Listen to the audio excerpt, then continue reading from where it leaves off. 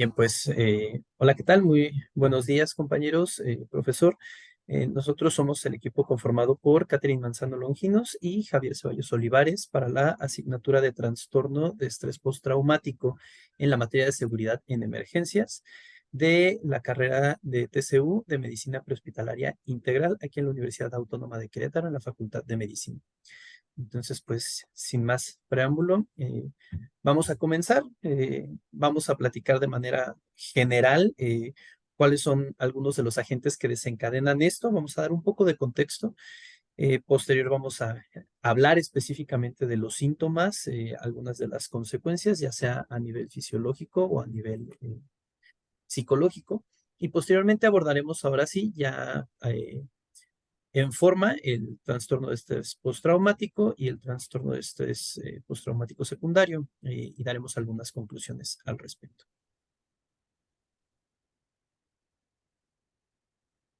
Bueno, como sabemos, el personal de primera respuesta, llámense paramédicos o bomberos, siempre vamos a estar expuestos a condiciones especiales de trabajo. Esto quiere decir que vamos a presenciar muertes masivas, heridas graves, ya sean en personas o animales, cuadros de desesperación, que en este caso yo creo que, como hemos estado abordando, es bastante complicado ver a otra persona eh, pues sí, en estos estados. Y bueno, también aquí nos marca el excesivo sufrimiento humano. Y bueno, aparte de eso, situaciones que van a amenazar la vida tanto de nuestro paciente como de nosotros. Y eh, creo que nosotros como personal de primer contacto es cuando nosotros nos ponemos a prueba sobre la resistencia y el coraje que tenemos como para abordar completamente la situación y también ponemos a prueba todas nuestras capacidades que tenemos para cumplir pues, con la labor. Sí, como tal, el trabajo que realizamos como personal de primera respuesta per se es en atención a emergencias. La palabra emergencia ya lleva un peso grave en materia de la cotidianidad de una persona. En ese sentido, pues hay que recordar que pues la primera respuesta, pues generalmente se termina en conclusión en una experiencia de muerte, en una experiencia de heridas, en una experiencia de extorsión, en una experiencia, pues vaya, que en general somete tanto física como emocionalmente a la persona que lo está viviendo a un estrés agudo, a un estrés sumamente fuerte, y ese contacto directo, la realidad es que no todas las personas pueden, en un momento determinado, sin tener una preparación adecuada, pues soportarlo de manera contundente. Eh, pues bueno, estas son las labores diarias que estamos buscando en esta formación atender como parte de nuestro servicio a la sociedad, pero sí es importante que aprendamos también a diferenciar en qué momentos nosotros ya no somos capaces de manejar este contacto porque al final del día sí tenemos cierta tendencia a sufrir también consecuencias por este contacto excesivo, incluso por este nivel de empatía, y pues también tenemos que aprender a blindarnos ante esas situaciones. Bueno, principalmente las reacciones que nosotros vamos a tener ante estos eventos que vivimos en la cotidianidad van a ser a nivel cognitivo, vamos a tener pensamientos intrusivos, hipervigilancia, confusión, dificultad para concentrarnos, pesadillas y trastornos de sueño, eh, ideas fijas y sobrevaloradas del peligro y la soledad. Eh, También estas ideas van a estarse como distorsionando precisamente por los eventos que se van viviendo. También el recuerdo de imágenes y olores desagradables asociados al evento. Esto más que nada sucede como en otras situaciones, por ejemplo, que estés tú en casa y de repente ya sea recordar estas imágenes o tener como estos flashbacks, ¿no? Y percibir esos olores de lo que nosotros estuvimos viviendo. Y bueno, aquí también la preocupación excesiva, ya sea por la familia, amigos o personas que nos rodean. Y bueno, también la desesperanza y el cambio en la escala de valores personales. Sí, cabe destacar que todas estas reacciones a nivel cognitivo tienen lugar de manera, pues vamos a decirlo, de manera esporádica, de manera aguda, justo después a un evento que nosotros consideremos de, pues de alto impacto para nuestra cotidianidad. Es decir, si alguno de estas cosas ya se venían arrastrando antes de un evento, antes de la formación que nosotros estamos tomando, más bien ahí el agente patológico probablemente es diferente. Ahí habría que hacer un análisis distinto. Sin embargo, si después de todas, de un evento en particular, se empiezan a desencadenar esta serie de cosas, bueno, entonces podríamos llegar a pensar que si pudiese estar orientado hacia este tipo de enfermedad. Sin embargo, bueno, no todo es en ese nivel, también hay reacciones a nivel conductual. Por ejemplo, muchas personas evitan lugares específicos, sobre todo que tengan que, en relación con el evento. Todo lo que nos recuerde, todo lo que nos evoque en cualquiera de nuestros cinco sentidos, eh, puede llegar a ser evitado por esta persona que haya sufrido el evento traumático. También es cierto que puede haber una cierta retracción a nivel social, es decir, dejo de ser tan sociable como era antes del evento, dejo de tener tanta participación como antes del evento, empiezo a sentirme también desmotivado, cosas que antes me gustaban ya no me gustan, cosas que antes disfrutaba ya no las disfruto, y pues eso termina por desencadenar un desinterés y apatía en actividades diarias. También es cierto que hay un aumento, bueno, es un factor de riesgo para el aumento en consumo de sustancias que resulten ser adictivas, ya sea como el consumo del tabaco u otras sustancias, alcohol, drogas, entre otras. También es cierto que ahí puede existir desapego familiar. Muchas personas también se escudan en el trabajo, en tratar de seguir haciendo actividades cotidianas, pero en exceso, ¿no? Con tal de olvidar el evento al que fue sometido. Eh, este es muy particular de los servicios prehospitalarios. Los deseos de volver a intervenir en el evento, cuando un servicio no sale del todo bien y desencadena en cosas en donde nosotros pudimos haber reaccionado de una mejor manera, se sienten esos deseos de volver a participar en un evento que ya pasó. Eh, Particularmente eso puede llegar a ser riesgoso si es que se está revictimizando a las personas en las que en algún momento recayó este evento. Recordemos que las emergencias muchas veces son grupales. También es cierto que se puede notar una cierta habla acelerada, precisamente desencadenado de un cuadro muy probable de ansiedad y la necesidad de platicar una y otra y otra y otra vez lo ocurrido, o bien negarse a hacerlo, decir no quiero hablar y sin embargo mantener todas estas reacciones justo después de haber vivido la experiencia. Y creo que es bien interesante a nivel conductual, ya que, como pudieron notar, hay como 2 partes. O sea, por ejemplo, acá en, no sé, el apego o desapego familiar. Puede ser una cosa o puede ser otra. O sea, creo que no todas las personas reaccionan de formas iguales. Tanto puede ser que tengas una conducta como otra totalmente diferente. Igual viene en la última parte la necesidad de platicar, de querer hablarlo y hablarlo. Simplemente no hablar absolutamente nada. Creo que todas estas conductas es como importante identificarlas, ya que no porque sea una es esto o sea la otra es lo otro. Pueden, presentarse cualquiera de las dos. Sí, recordemos que los síntomas son trastornos conductuales. Entonces, realmente, si eres muy apegado a tu familia y después de un evento te desapegaste, ese es un síntoma claro. Si eras muy apegado y sigues apegado después, eso no cuenta. Este, gracias, Kat.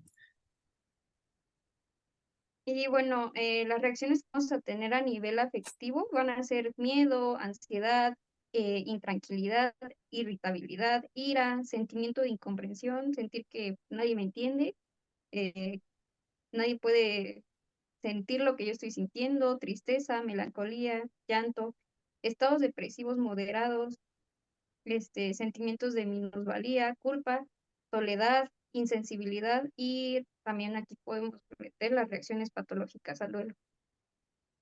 Y recordando que el duelo como tal es pues vaya, es un proceso natural, que todos tenemos que pasar justo después de una pérdida, que generalmente se dan en los procesos de emergencia. Sin embargo, hay un periodo que se considera normal. Fuera de ese periodo, pues bueno, ya lo consideraríamos patológico, por supuesto, acompañado de un diagnóstico psicológico pertinente. Ahora, en cuanto a las reacciones a nivel fisiológico, la realidad es que también el cuerpo reacciona de distintas maneras. Cada cuerpo es diferente, cada mente es diferente.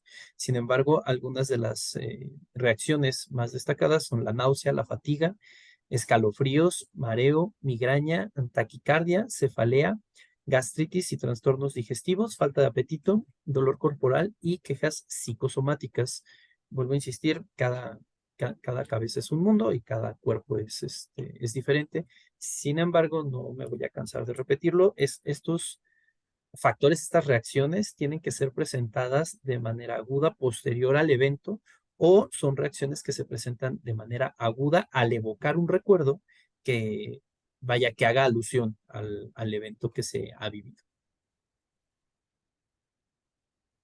Bueno, y como les decíamos, es normal que todas estas reacciones de las que ya les platicamos se presenten durante o después de alguna situación, algún servicio al que hayamos ido, y estos pueden durar únicamente unos días o unas semanas. Aquí también hay que checar qué tanto tiempo persisten todas estas reacciones. Hay que estar como muy alerta, y no solamente de nosotros, sino también de de nuestros compañeros que son con los que nosotros convivimos. Y pues sí, checar que todas estas reacciones no duren más de unas pocas semanas, ya que pues ahí sí ya estaríamos hablando de algo más y se va a necesitar la intervención pues, profesional. Claro, aquí, bueno, la literatura sugiere distintas fechas. La realidad es que no hay propiamente una convención, debido a que pues, cada cabeza es diferente. Sin embargo, sí han llegado a acuerdos en los que estos síntomas de manera agudos y en sus máximas expresiones se pueden llegar a presentar hasta 3 meses después de el evento. Sin embargo, hay casos también registrados donde puede llegarse a durar, sin ser de manera patológica, casos en los que duran hasta 12 meses. Sin embargo, si el año se ha convertido como en ese punto de quiebre donde a partir del año ya es una condición patológica la que se está viviendo en la experiencia postraumática. Eh, En ese sentido, ahora, pues bueno, vamos a platicar de dos trastornos importantes, el trastorno de estrés postraumático y el estrés traumático secundario, que suelen ser muy similares. Sin embargo, pues vale la pena mencionar la definición de estrés, que básicamente bueno, la literatura nuevamente la refiere como el conjunto de procesos y respuestas neuroendocrinas, inmunológicas, emocionales y conductuales ante situaciones que significan una demanda de mayor adaptación de lo habitual para el organismo y o son percibidas por el individuo como una amenaza o peligro, ya sea para su integridad biológica o psicológica. La amenaza puede ser objetiva o puede ser subjetiva, puede ser aguda o puede ser crónica. Entonces, bajo este concepto de estrés, en el que estamos buscando adaptarnos ante una situación que nosotros percibimos como peligrosa, ya sea física, o sea emocional, o sea psicológica, este punto de objetiva y subjetiva a mí me hace mucho ruido y sí me gustaría como exaltarlo precisamente porque no todos tenemos la misma escala de valores y lo que para algunas personas pudiese ser una baba, algo que realmente no tiene importancia, para otras personas puede ser su mundo entero. Entonces, aquí sí es importante mantener siempre una mente fría, una mente abierta, pero sobre todo libre de no sé cómo decirlo, de paradigmas y mantener un criterio alto, porque recordemos que en una situación de emergencia y en un caso de estrés postraumático, no podemos minimizar lo que está sintiendo la víctima en ese momento. puede ser un detonante, como que se le cayó el chicle y por eso se le fue el mundo, porque no sabemos todo lo que hay detrás y es importante también respetar esa parte y darle su lugar al paciente, que es parte del abordaje que tendríamos que en un momento dar como personal de primera respuesta.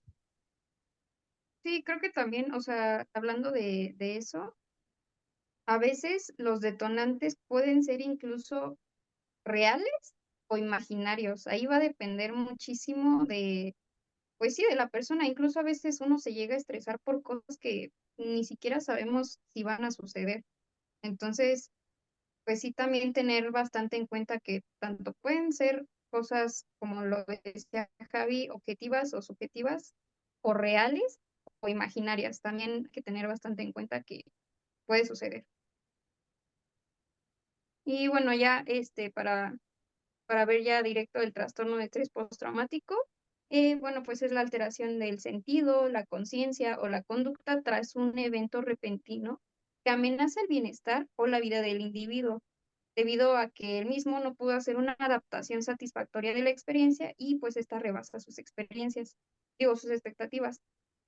Ah, bueno, aquí cabe resaltar justo eso, que siempre va a ser algo que a ti te rebase con los elementos personales que tú tienes, que tú ya no puedes trabajar con la situación a nivel personal.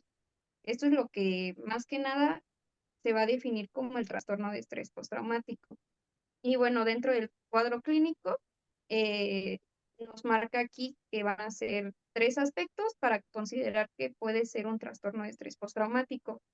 El primero es la reexperimentación del suceso traumático, la evitación conductual y cognitiva de lugares o situaciones asociados al hecho traumático, así como reacciones de miedo, indefensión, desapego, un estado de hiperactivación. Eh, bueno, dentro de todos estos, precisamente, bueno, a mí el que me parece más importante de destacar es el número 2, donde las personas que padecen este trastorno van a, van a tener, van a presentar como este periodo en el que van a estar de manera cognitiva reviviendo el evento, ya sea a través de pesadillas, por ejemplo, aquí nos dice que evitar ciertos lugares, ciertas situaciones, ciertas personas. Y esto la verdad es que es muy marcado, o sea, creo que no es muy complicado de identificar en una persona que sufre de este trastorno. Y por ejemplo, lo que nos marca el DSM-5 es que la permanencia de de estos síntomas tiene que ser mayor o igual a 6 meses. También recordemos que esto se refiere al inicio de los síntomas, no desde que se da pues el evento, ya que algunas personas tanto pueden presentar inmediatamente de que se da el evento todos los síntomas y así seguirse, o hay otras personas que incluso después de algunos años pueden empezar a presentar los síntomas. Entonces, hay que considerar como ese tiempo y que este permanezca así eh, muy continuo durante todos esos 6 meses. Porque, por ejemplo, igual lo que nos decía Javi es, hay como esta discrepancia de temporalidad, ya que, por ejemplo, la bibliografía nos marca de que puede ser incluso desde 3 meses, pero el DSM-5 nos marca que tiene que ser hasta 6 meses y al menos cumplir con dos de estos criterios. Ahora, también es cierto que existe vaya, es otro nombre para este trastorno de estrés postraumático, pero la diferencia es que no es desarrollado por un evento o por una vivencia de forma directa. A este se le conoce como estrés traumático secundario y básicamente se define como aquellas emociones y conductas resultantes de enterarse de un evento traumático experimentado por otra persona, acompañado de un fuerte deseo de aliviar el sufrimiento o resolver sus causas. Puede producir profundas alteraciones a nivel cognitivo, conductual, afectivo y físico. Es decir, escuché algo tan fuerte que llegó a afectarme. Eh, es sumamente común que esto pueda llegar a pasar a muchas personas. seguramente todos hemos conocido a alguien que le llegó la cadena de que en Walmart te están asaltando y por eso ya nunca quiere ir a Walmart. Entonces alteró una conducta que en un cierto momento había sido repetitiva, había sido cotidiana, por haber escuchado algo que en su momento, en su imaginación, le impactó tanto que decidió cambiar su rutina. Si lo quisiéramos ver de forma patológica, pues entonces en este caso, si esta persona, sin haber vivido ninguna experiencia traumática en Walmart, por decir la marca, pues si se acerca a un Walmart, empieza a sentir taquicardia, empieza a sentir náuseas, empieza a sentir nerviosa, empieza a tener estados de hipervigilancia, empieza a idear escenarios no reales, todo derivado de un comentario que escuchó y no por una experiencia, entonces estamos hablando de un estrés traumático secundario. Como cuadro clínico, bueno, desarrolla actitudes y sentimientos negativos hacia su trabajo y hacia las personas con las que trabaja y aparece una devaluación profesional hacia sí mismo, hablando de términos laborales. Sin embargo, también es cierto que a nivel social también puede llegar a tener estos mismos actitudes y sentimientos negativos hacia su familia, hacia sus compañeros, hacia sus hobbies, hacia sus mil cosas. Eh, Sí, aquí pues cabe destacar que va a ser más que el propio trastorno de estrés postraumático, el que va a afectar al personal de primera respuesta, ya que son eventos que no directamente nos suceden a nosotros, sino los vemos e incluso intervenimos en ellos y es lo que pues va a causar este estrés traumático secundario y precisamente por eso va más enfocado hacia algo laboral, ya que son cosas que nosotros no vivimos directamente, pero sí las vemos. Y por ejemplo, aquí nos dice que aparece una devaluación personal, profesional hacia sí mismo, o sea, empiezan como a cuestionarse cuáles son mis capacidades y es cuando uno, digamos, se involucra demasiado con el evento y con los pacientes. sí, incluso algunos autores en la literatura, en artículos de investigación, mencionan algo que a mí en lo particular me llamó muchísimo la atención, y es que uno de los eh, factores de riesgo para desarrollar este estrés traumático secundario es el nivel de empatía que tiene el paramédico para con su paciente. Nosotros desde siempre y por la parte psicosocial siempre hemos abordado la empatía como un valor importante para poder entender al paciente, para poder atenderlo con calidad humana, etcétera, etcétera. Sin embargo, también es cierto que entre más empático eres, más susceptible eres a sufrir este estrés traumático secundario. Eh, Muchos de los cursos que en algún momento se han ofertado para dar ese blindaje psicológico al personal de emergencia es precisamente hacer de manera metacognitiva este punto, es decir, hacerlos muy conscientes de que tenemos que ser empáticos sin hacernos de los problemas de los pacientes, sí entenderlos, más no hacer los propios. Y aún así, hay estadísticas que revelan que efectivamente, entre más empática es la persona, más propenso es a sentir este estrés traumático secundario o incluso a sentir el trastorno de estrés postraumático directo.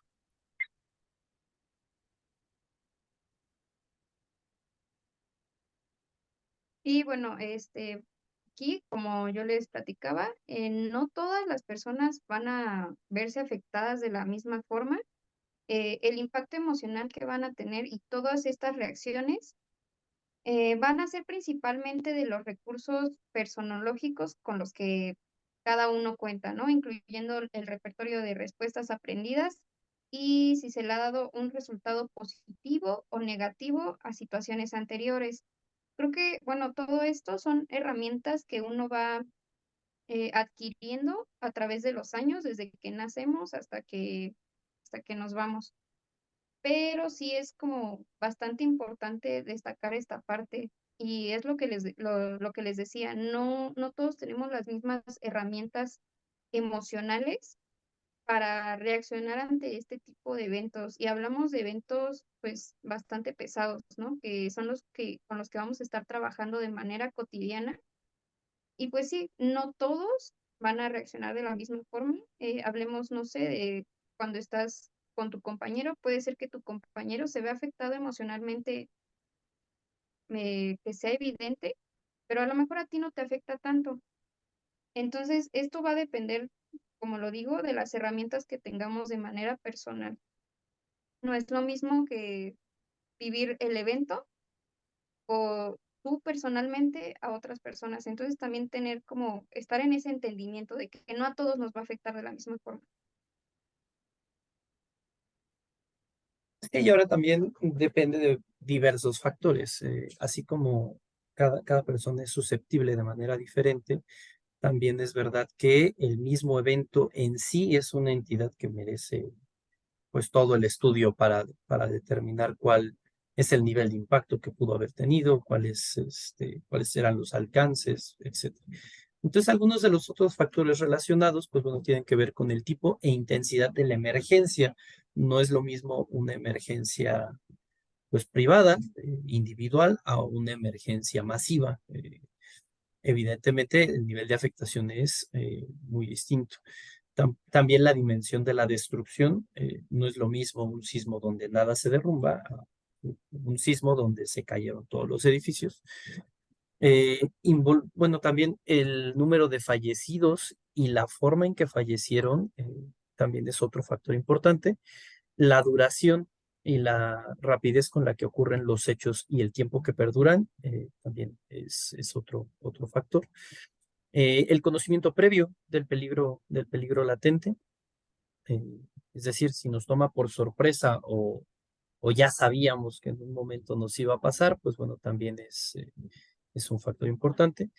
La exposición prolongada a la emergencia o desastre y a sus consecuencias, que es básicamente mantenernos en el mismo estado de emergencia, en la misma situación durante mucho tiempo.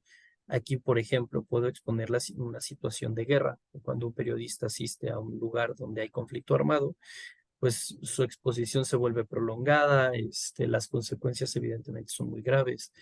Entonces, eso también tiene afectaciones.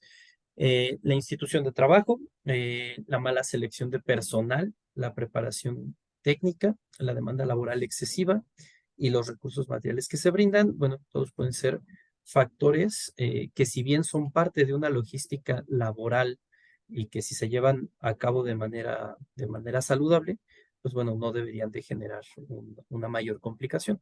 Sin embargo, también es cierto que pues somos humanos y somos mexicanos, entonces existen diversos factores ahí que en nuestro propio trabajo, pues en un momento determinado pueden desencadenar un factor de riesgo para adquirir ya sea el síndrome de estrés postraumático o el estrés traumático secundario. Pues bien, básicamente esto es todo. Sí, agradecemos muchísimo la atención que le han brindado a este video. Como referencias pusimos solo este artículo, realmente hay fragmentos de más cosas, sin embargo, la columna vertebral de la información que les hemos compartido la encontramos aquí. Me gustaría destacar que la revista puertorriqueña de psicología, en este artículo en particular, fue una colaboración en conjunto con un investigador de la Ciudad de México, en particular de la Universidad Autónoma del Estado de Morelos. Quiere decir que tiene un componente latino, pero a la vez muy centrado en sistemas de emergencia pues, nacionales. Entonces, me parece que es información realmente pertinente. Vuelvo a insistir, un factor de disminución de riesgo para el síndrome de estrés postraumático es precisamente que seamos muy conscientes de los riesgos a los que podemos estar sometidos y de las posibles afectaciones que pueden generar las actividades cotidianas de nuestro hacer. Entonces, pues de mi parte yo agradezco muchísimo la atención y por mi parte sería todo. Muchas gracias. Sí, de igual forma, les agradezco que hayan visto este video. Espero que les haya gustado la información. Y pues ya, sería todo de nuestra parte. Hasta luego.